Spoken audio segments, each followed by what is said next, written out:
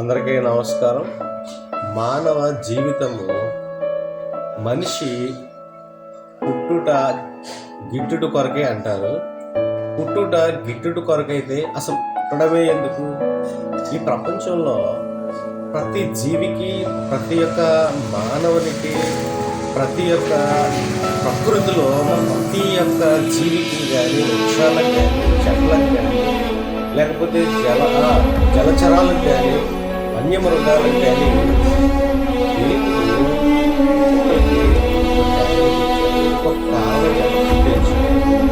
అందువల్ల మానవుడు కూడా సేమ్ అదే కారణం మానవుడు పుట్టాడు.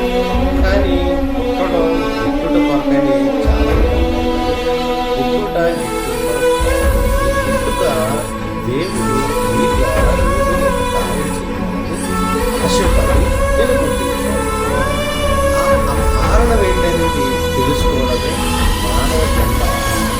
తర్వాత చావు చచ్చిపోయాక మనిషికి అసలైన శాశ్వత జీవితం అది భూలోకంలో చాలా మంది తెలుసుకుని ప్రయత్నం చేశారు, కానీ అది ఎవరి వల్ల కాలేదు.